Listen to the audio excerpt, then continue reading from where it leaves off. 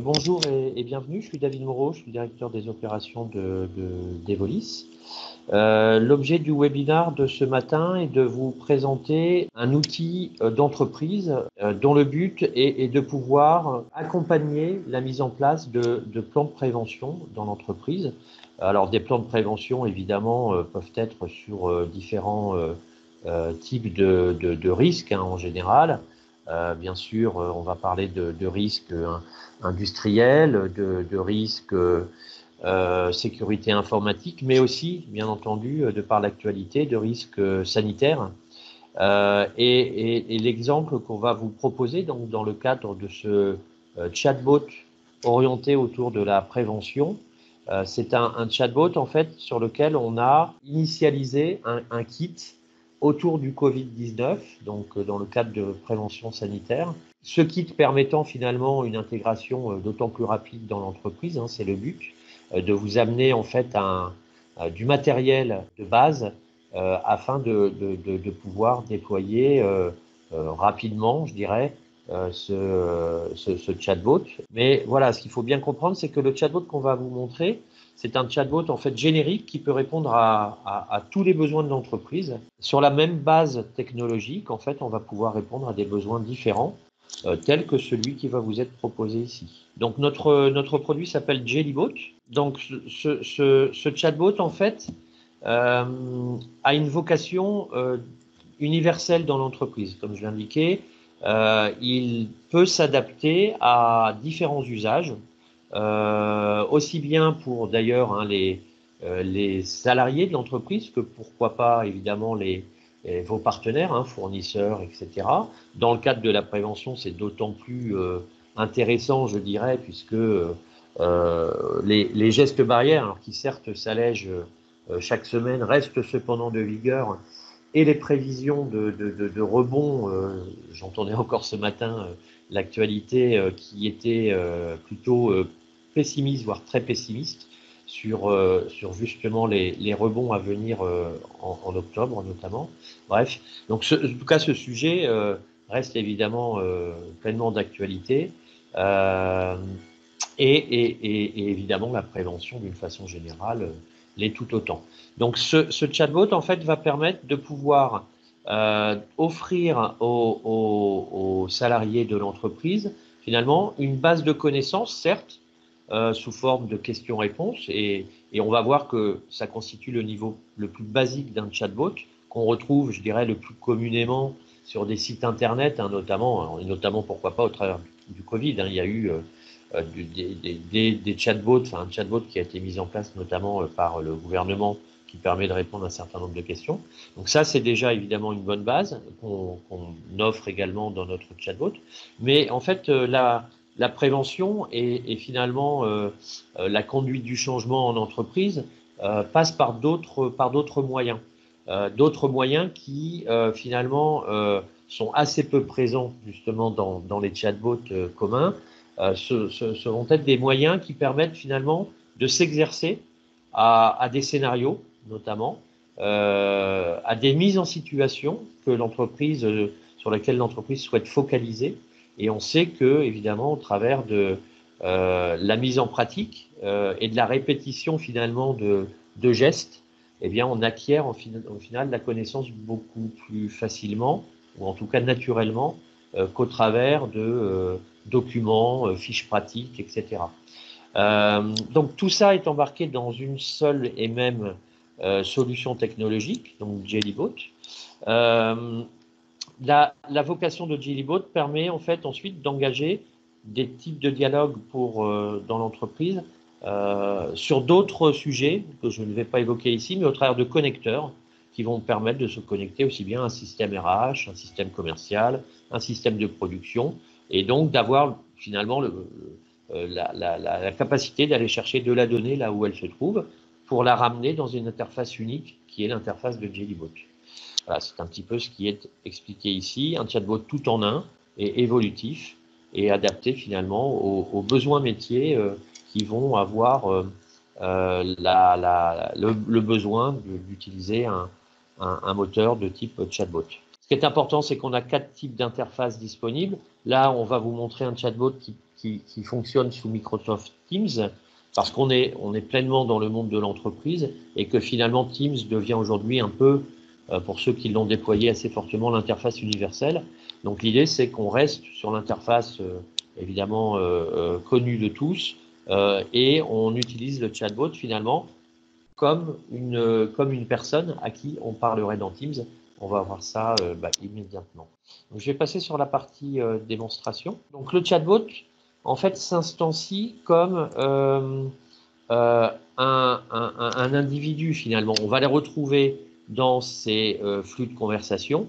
On peut aussi, comme vous le voyez ici sur mon écran, attacher en fait le chatbot sur la barre de menu de Teams à gauche, afin de tout simplement de pouvoir y avoir accès en permanence sans aller dans l'onglet conversation et de devoir rechercher ma dernière conversation avec Jellybot Prévention. Donc, il s'installe soit de façon individuelle sur un poste, mais dans Teams, on va plutôt parler de déploiement global, évidemment. On peut le déployer ensuite à une partie de ses salariés ou à tous ses salariés en fonction de sa politique de stratégie de déploiement. Alors, une fois que le chatbot est déployé, on a donc accès en fait à son interface. Alors, on voit ici qu'on a une petite barre d'aide en violet ici pointant sur prévention. Donc, cette petite barre d'aide, en fait, facilite l'utilisation du chatbot par l'utilisateur afin de lui indiquer tout simplement les choix possibles, puisque effectivement, lorsqu'on se retrouve devant une zone de saisie, on ne sait pas forcément ce qu'on peut faire dans un chatbot. Donc là, en fait, tout simplement, je clique sur le choix qui m'est offert de prévention, et ensuite se lance en fait le chatbot de prévention qui va me proposer les différents thèmes de prévention en fait qu'il connaît. Alors aujourd'hui, comme je vous l'ai indiqué, on a instancié ce chatbot de prévention avec une instance autour du Covid-19, mais on imagine ici, bien sûr, qu'on pourra retrouver les autres thèmes de prévention d'entreprise, par exemple sécurité informatique, etc., etc. Sur le même principe, bien sûr, que ce que vous allez voir à présent. Donc, je choisis ma thématique de prévention, donc le Covid-19. Et maintenant, donc, s'offrent à moi différents choix donc, qui vont constituer finalement les capacités de notre chatbot autour de la prévention. Et finalement, ces capacités vont pouvoir se retrouver de façon générique dans tous les types de prévention. C'est le but. Donc, on a essayé d'imaginer finalement quelles seraient les bonnes pratiques pour diffuser, je dirais, et adopter les bonnes règles dans le cadre de ces préventions autour de 5 thématiques. Une première thématique autour d'accès à la formation interne dont pourrait déjà disposer l'entreprise. L'idée, encore une fois, c'est d'agréger le contenu à un seul même endroit, même s'il est existant ailleurs, bien sûr, mais au moins d'en faciliter l'accès. Donc, on va avoir ici accès, finalement, on va le voir, à la formation déjà présente dans l'entreprise, si c'est le cas. Ensuite, on va pouvoir avoir accès à des fiches pratiques qui vont être propres, en fait, tout simplement à la thématique de prévention sur laquelle on a choisi de se rendre.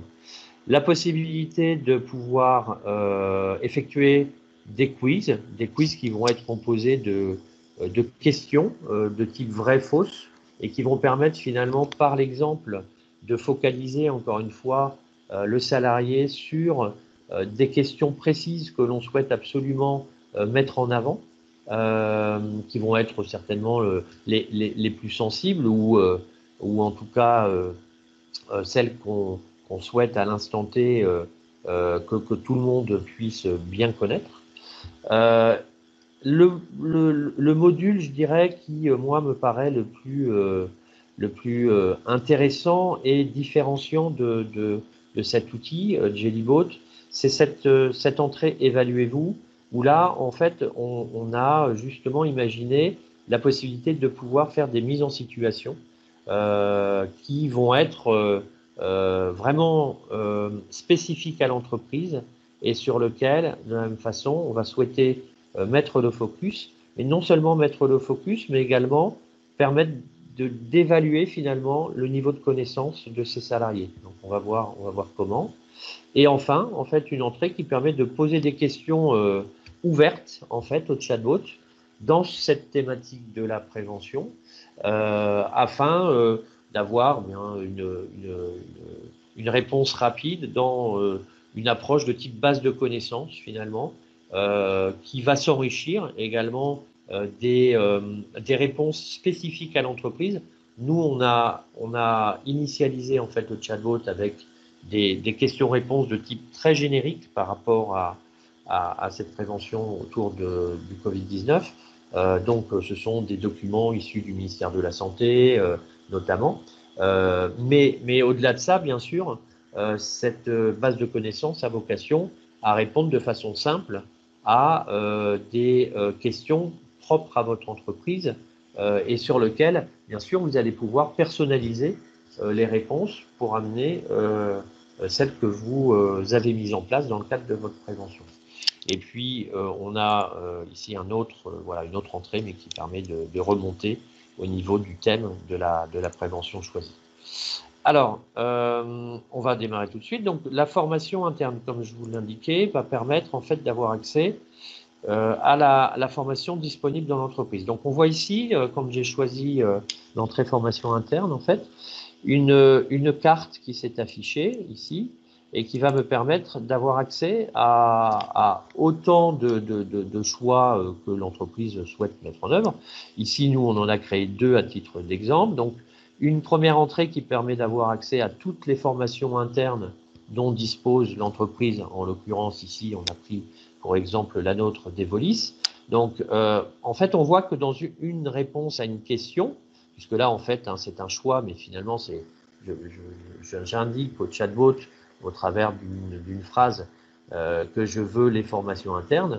Et bien, en fait, ici, on va pouvoir personnaliser, bien sûr, la réponse au travers de ces cartes, en donnant un titre à la carte, en donnant un petit détail, et un lien ici qui va me permettre d'ouvrir le système qui contient les formations internes de mon entreprise. Donc ici, en fait, j'ouvre une URL, tout simplement, qui va chez nous, chez Devolis, sur notre SharePoint, dans lequel on retrouve toutes les thématiques de formation, alors qui ne sont pas Covid, mais qui sont plutôt propres à notre métier informatique. Mais voilà, je dirais que si vous disposez déjà finalement d'informations corporate, hein, vous allez pouvoir également, bien sûr, la mettre en avant dans ce chatbot de prévention, c'est essentiel, et permettre d'y accéder facilement au travers de cette URL. On peut également y afficher non seulement des URL, mais des documents directement. Donc, par exemple, alors des documents où là, effectivement, un lien externe. Donc là, on a pris pour exemple, une formation interne sur le nettoyage des locaux. Imaginons que vous ayez spécifiquement fait quelque chose autour de cette thématique. De la même façon, voilà, dans ma réponse, dans ma carte réponse, j'indique un titre, j'indique un petit commentaire, et puis je peux lancer la formation ici, alors sur un système de streaming, voilà, de YouTube. Voilà, donc le principe de ces formations internes, derrière, je vais vous montrer la console d'administration du chatbot, et vous allez voir en fait la facilité avec laquelle vous aurez capacité, bien sûr, à créer et à personnaliser toutes ces réponses. Il n'y a absolument rien, bien sûr, qui est codé en dur dans le chatbot. Tout est personnalisable et de façon, une approche qu'on appelle no-code, c'est-à-dire qu'il n'y a absolument pas de développement pour vous en tant qu'administrateur métier, dirigeant d'entreprise, pour modifier ce chatbot tel qu'il vous est évidemment fourni avec des données qui peuvent être soit vides, soit qui ne vont pas pointer sur les liens de vos fichiers en entreprise.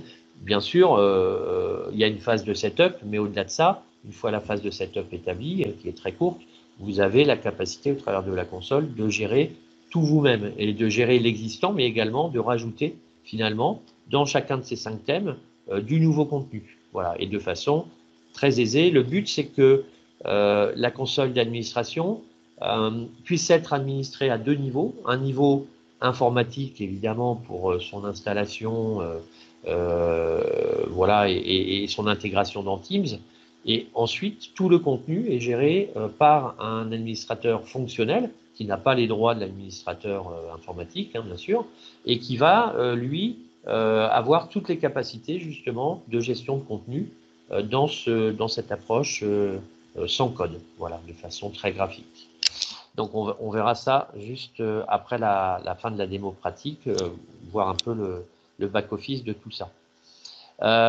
Après, donc les fiches pratiques, donc de la même façon, les fiches pratiques vont pouvoir bien en fait diffuser, en l'occurrence concernant la prévention du Covid, les fiches gouvernementales, par exemple, qui ont été créées par le ministère du Travail, le ministère de la Santé.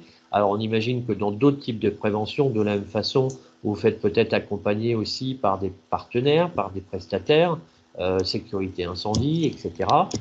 Ou effectivement sécurité informatique ou risque industriel, et bien en fait là, sous forme de PDF en général ou de PowerPoint, hein, ces fiches pratiques vont pouvoir être également accessibles au travers d'un catalogue. Alors on peut imaginer qu'elles le soient au travers de ce catalogue, comme je vais vous le montrer. Bien entendu, on peut imaginer également qu'elle le soit par un autre moyen, que je vais vous montrer derrière, qui est de poser la question directement en fait au chatbot. L'idée, c'est de la même façon, il y a peut-être des fiches pratiques qu'on souhaite vraiment mettre en avant, et donc on va les regrouper comme les formations au travers d'un catalogue qui va pouvoir être consulté sans avoir à poser de questions. Parce que quand on pose une question, encore faut-il savoir ce qu'on cherche pour la poser. Donc là, les fiches pratiques, on a pris pour exemple également quelques cas de fiches pratiques. Donc, de la même façon, ces cartes sont complètement dynamiques et personnalisables. Donc ici, on a mis, pour exemple, en fait, deux fiches pratiques, un cas de suspicion. Voilà, quelles sont les conduites à tenir en entreprise en cas de suspicion. Donc ici, on a un petit visuel et on a ensuite possibilité d'ouvrir la fiche pratique en fait en question.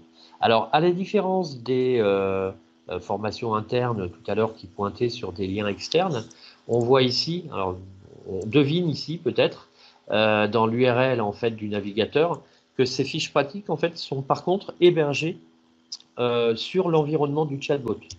Donc en fait, on a développé une petite GED embarquée dans le chatbot sur lequel en fait on va pouvoir déposer des documents que l'on souhaite rendre accessibles par le chatbot.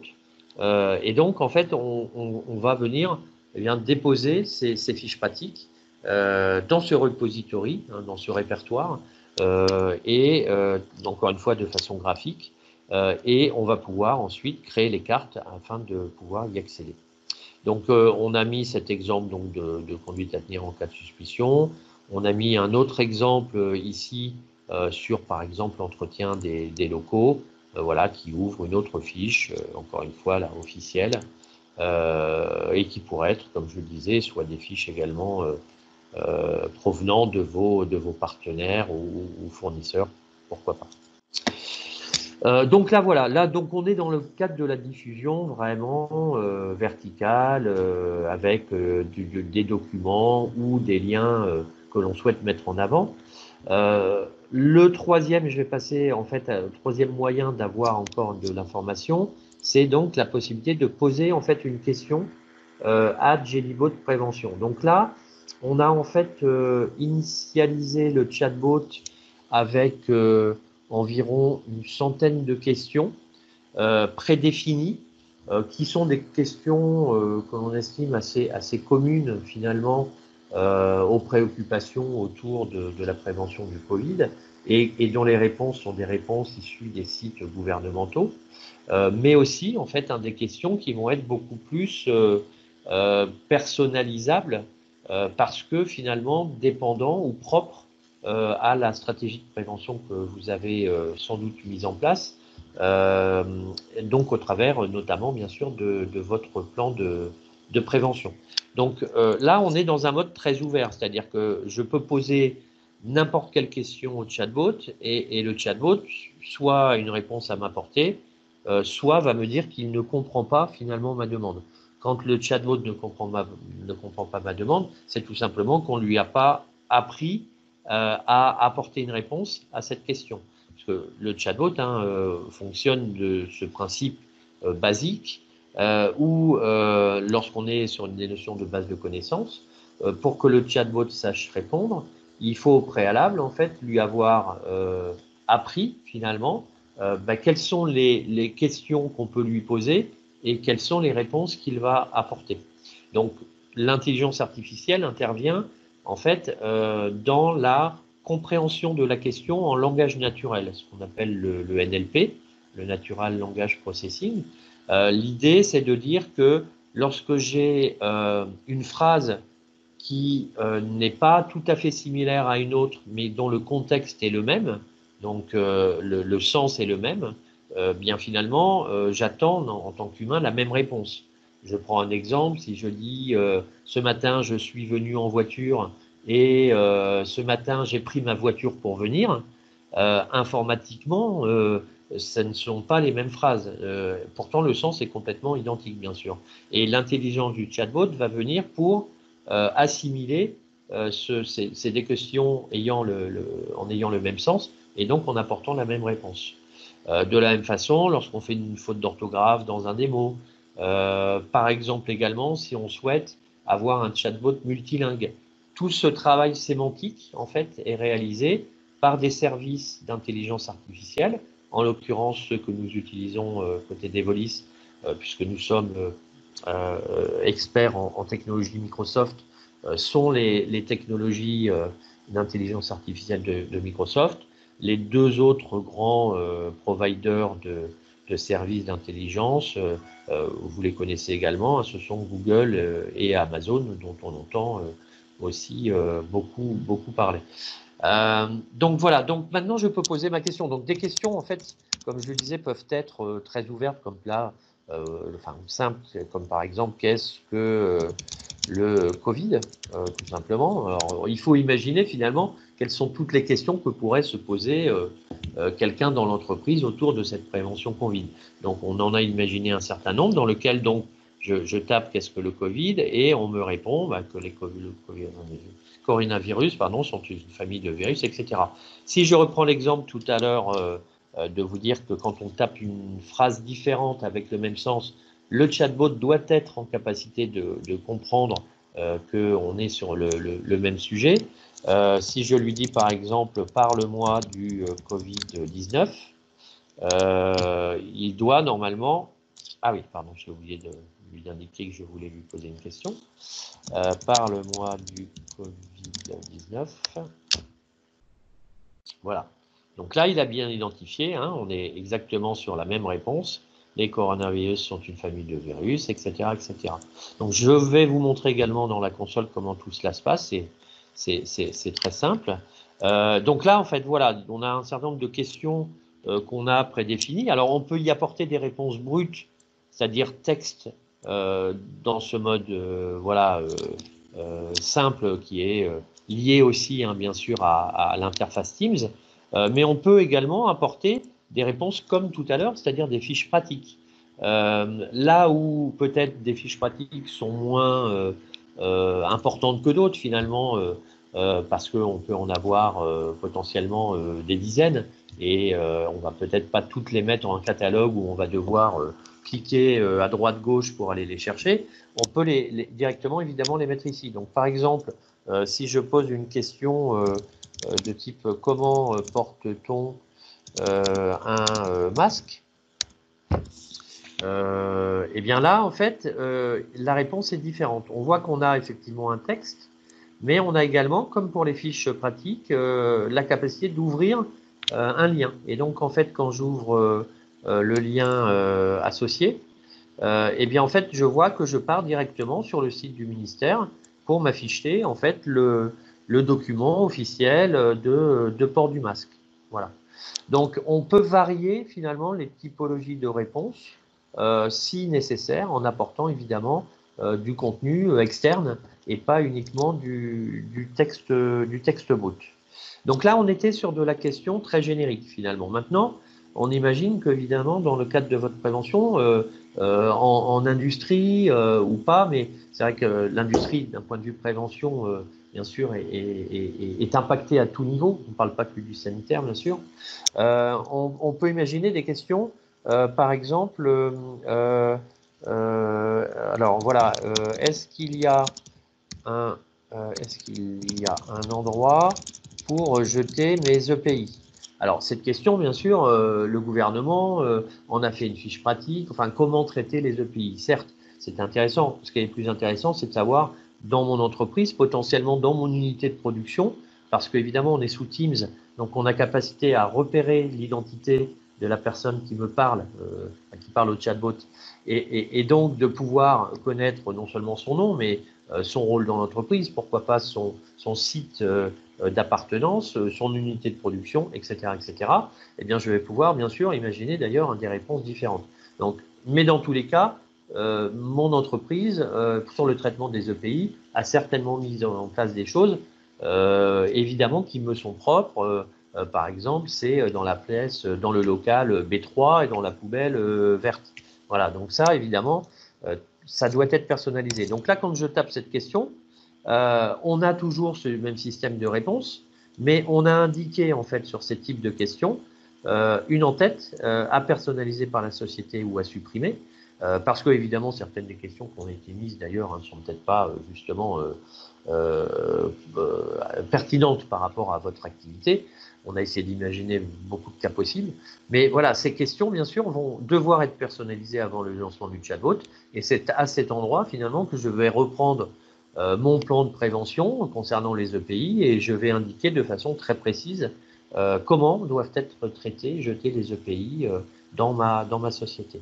Donc voilà, cette capacité finalement, bien sûr, à amener des questions-réponses qui vont vous être très très propres et qui vont finalement être une reprise du contenu de votre plan de prévention sous forme de questions-réponses.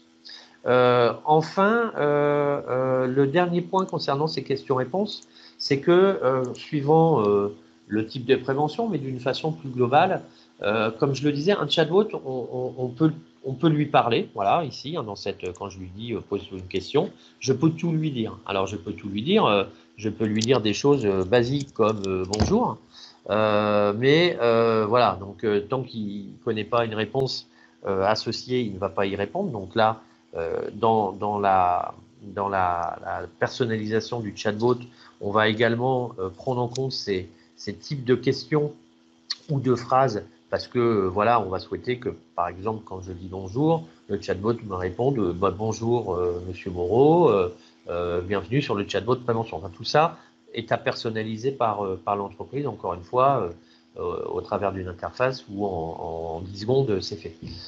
Mais au-delà de ça, en fait, je vais peut-être ne pas vouloir que l'utilisateur utilise certains mots. Alors, il peut les utiliser, c'est pas le problème, mais encore faut-il que le chatbot sache que ce type de mots, finalement, n'est pas autorisé dans le dialogue et donc va rediriger sa réponse vers une réponse générique qui va être je ne suis pas autorisé à parler de ce sujet.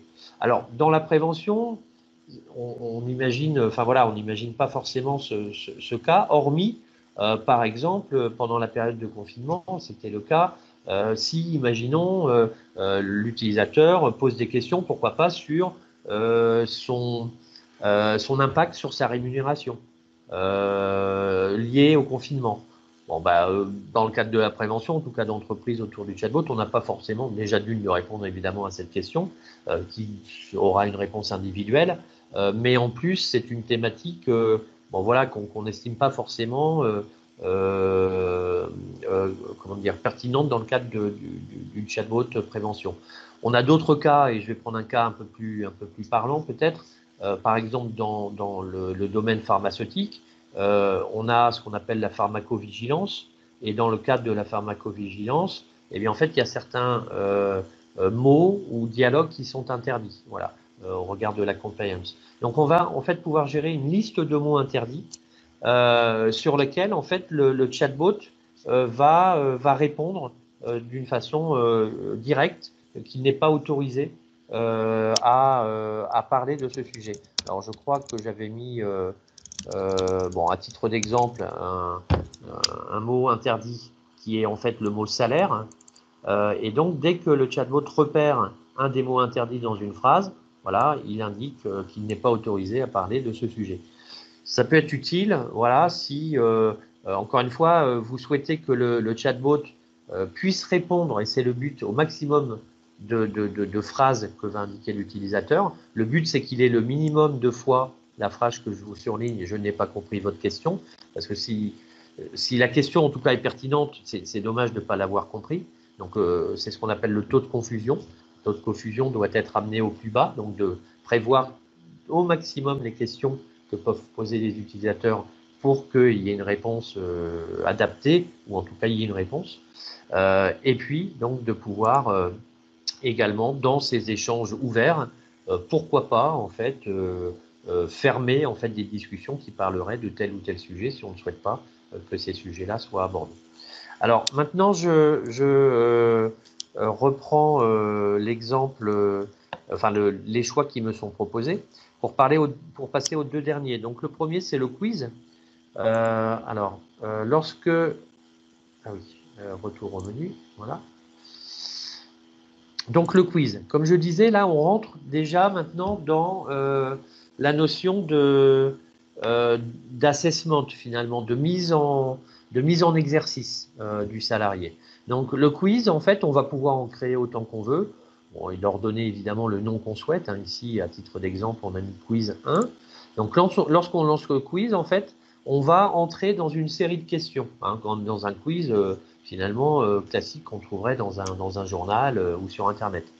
Donc, ce quiz, en fait, voilà, démarre avec une question 1 sur 5. Un point important que je n'ai pas encore signalé, c'est qu'on est dans Teams. Dans Teams, en fait, on peut l'utiliser sur son PC, mais aussi son téléphone, sa tablette, donc, et avec de la fonction vocale native. C'est-à-dire que dans Teams, je peux gérer toutes mes conversations par la voix, avec de la reconnaissance vocale hein, qui permet de transformer ce que je dis en texte finalement. Bien sûr, c'est tout à fait le cas avec Jellybot Prévention. Tout ce qu'on voit là peut être entièrement géré par la voix. L'intérêt, bien sûr, c'est que pour des personnels en mobilité ou du personnel qui est en mobilité de façon temporaire, en rendez-vous, etc., etc., je peux toujours accéder à Jellybot Prévention pour lui poser une question ou pour faire un petit exercice. Et on verra que à certaines périodes, ces exercices peuvent être indiqués comme étant obligatoires et nécessaires. Donc, ça permet finalement de pouvoir utiliser Jellybot Prévention très aisément en mobilité et puis d'amener aussi une notion d'accessibilité au travers de la capacité vocale. Donc, je reprends le quiz. Donc, voilà. Alors là, on a mis quelques questions, encore une fois, exemples, donc qui sont plutôt des questions orientées, telles qu'on avait mis ici, fake news, en fait, finalement, connaître un petit peu le vrai du faux sur des questions génériques. Donc là, la première question, le coronavirus peut-il être transmis par les piqûres de moustiques? Donc, bon, je vais répondre faux. J'enchaîne, le chatbot, en fait, ensuite, va enchaîner, en fait, tout simplement, les réponses, les questions suivantes, mais en nous donnant, effectivement, un contenu de réponse à la première question. Donc, ça permet, encore une fois, un peu tout à fait comme dans un quiz, d'amener de l'information et de focuser, en fait, sur des réponses précises que l'on souhaite donner. Donc, la question numéro 2, donc le temps froid et la neige peuvent tuer le coronavirus. Ah, là, on ne sait toujours pas, donc je vais choisir l'un ou l'autre. Voilà, donc c'est faux, tel que, en tout cas, ça a été mis dans la réponse. Ce sont des réponses, hein, d'ailleurs, qui proviennent pour l'instant du site du ministère de la Santé. Donc, on a évidemment pris des sujets génériques, mais avec des réponses officielles, en tout cas qui évoluent dans le temps progressivement, mais voilà, qui sont relativement stables. La question numéro 3, la 5G favorise la propagation du virus. Donc là, voilà, je vais dire, ah, bah, c'est vrai, j'ai entendu ça à la télé. Donc, ah, ben non, c'est faux, ok. Est-ce que l'on peut attraper le coronavirus avec les aliments? Là, je crois que c'est faux. Et puis, est-ce que l'on peut attraper le coronavirus par l'eau? Je ne sais pas, je vais dire que c'est vrai. Et c'est faux, ok. Donc là maintenant, en fait, on voit qu'en fin de quiz, on a un résultat de score. Alors, ce score, il m'est donné personnellement, mais il est également historisé. L'intérêt finalement sur les quiz, c'est de pouvoir avoir un niveau global dans l'entreprise, mais également avoir une notion de score individuel. Donc je vais vous montrer juste après la dernière étape qui est la partie évaluez-vous, comment en fait le gestionnaire fonctionnel, métier, RH, réglementaire, peut lui avoir accès au score en fait de l'ensemble des personnes qui passent ce quiz notamment, ou donc ces mises en situation que je vais aborder juste ensuite. Donc à la différence du quiz, qui est une succession de questions distinctes finalement, la mise en situation va plutôt être représentative d'une action ou d'un événement de bout en bout. Donc c'est une mise en situation dans un contexte particulier.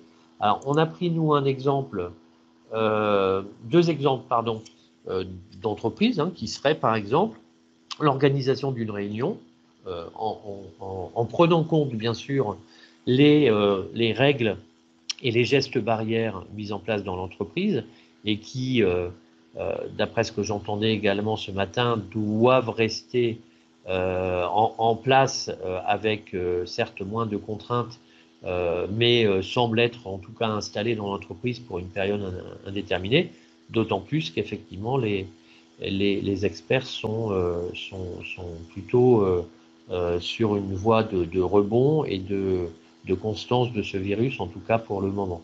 Donc l'organisation d'une réunion, et puis également un scénario sur une unité de production qui est en fait un scénario que les salariés en unité de production rencontrent tous les jours. C'est l'entrée sur le site de production et la sortie du site de production. Donc je vais prendre par exemple cette mise en situation.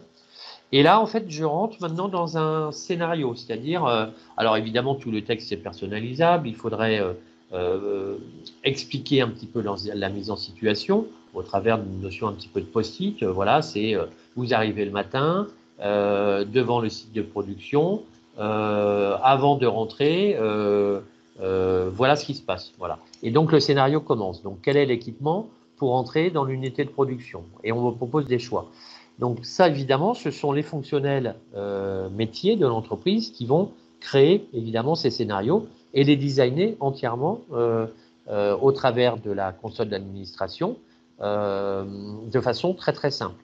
Donc ici, je vais aller assez vite dans le scénario pour garder un petit peu de temps pour vous montrer, évidemment, la partie back-office. Donc, je démarre. Donc, imaginons quel est l'équipement. Donc, je dois choisir donc blouse, masque et visière, par exemple. Alors là, on voit que je n'ai pas les réponses. C'est le scénario continue, voilà, et mon score en fait me sera donné et les bonnes réponses me seront données éventuellement à la fin. Donc où dois-je enfiler ma blouse? Donc là, je pense que c'est après l'unité,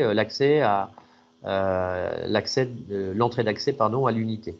Où dois-je me laver les mains? Donc là maintenant je vais aller un petit peu plus vite parce que je pense que le principe est compris. Donc j'estime que c'est la troisième réponse. À quelle fréquence je dois me laver les mains 2 fois par quart, par exemple. À quelle fréquence me laver les mains, imaginons également 2 fois par quart. Que dois-je faire si je touche mon nez ou ma bouche? Je dois me laver les mains. Que dois-je faire de ma visière en fin de quart? Donc là, c'est effectivement de la même façon, on pourrait agrémenter l'ensemble de ces cartes avec un peu plus de détails. C'est il est l'heure de partir. Que dois-je faire de ma visière en fin de quart? Donc je, par exemple, la jette à la poubelle de recyclage. Où dois-je me laver les mains en sortant? Donc devant la porte de sortie de production de l'unité. Dans quelle poubelle? Donc là, on revient sur les EPI, mais de façon donc plus scénarisée. Dans quelle poubelle je dois mettre mon matériel jetable? Imaginons qu'on a mis en place des poubelles bleues et la poubelle bleue donc, doit être utilisée. Et donc voilà, j'ai terminé le scénario. Et donc, on me dit que j'ai à obtenir un score de 5 sur un maximum de 9. Alors, là, le test se termine. Et en fait, finalement, ce qui se passe, c'est que le gestionnaire de ce scénario, lui, estime que pour bien le maîtriser, le score minimum, en fait, est de 7, et sur 7 sur 9.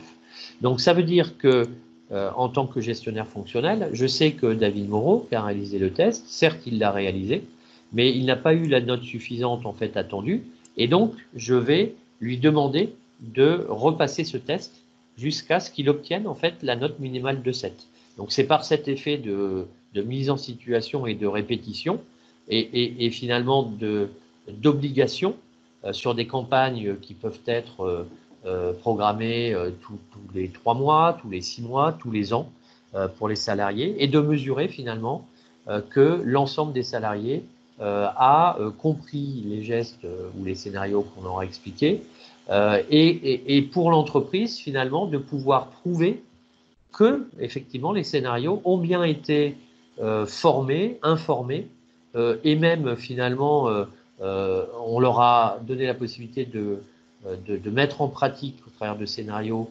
finalement les règles que l'on propose, que l'on impose, et finalement donc d'avoir une capacité de traçabilité en cas d'incident, hein, de risque qui se transforme en incident ou en accident, de pouvoir prouver que l'entreprise a, en plus de son plan de prévention obligatoire, mis en place finalement des outils aussi qui normalement font que l'ensemble de ses salariés est formé en fait à la gestion de ces risques. Voilà. Donc le but, il est aussi bien sûr au-delà du salarié pour l'entreprise d'avoir la capacité de prouver finalement les moyens mis en œuvre dans la prévention d'une façon générale. Voilà, donc là, c'est. Alors, je ne vais pas faire le test hein, sur l'organisation de la. Enfin, oui, attendez, je vais le faire très rapidement. L'organisation de la réunion pour vous montrer. Donc, ça va être le même principe avec des questions différentes. Donc, voilà, quel type de réunion dois-je privilégier en présentiel? Et puis là, on va démarrer. Voilà, quels peuvent être le nombre de personnes dans la réunion. Alors, bien sûr, si je choisissais par exemple à distance via Teams, les questions peuvent être différenciées, différentes de celles que je choisis par exemple en présentiel. On peut avoir des scénarios avec des branches différentes, pourquoi pas, en fonction des réponses que l'on peut choisir. Donc voilà, bon, là je ne vais pas aller jusqu'au bout parce qu'on va retomber sur la même chose. Je vais maintenant passer rapidement à la console d'administration pour vous montrer un petit peu comment tout cela se passe.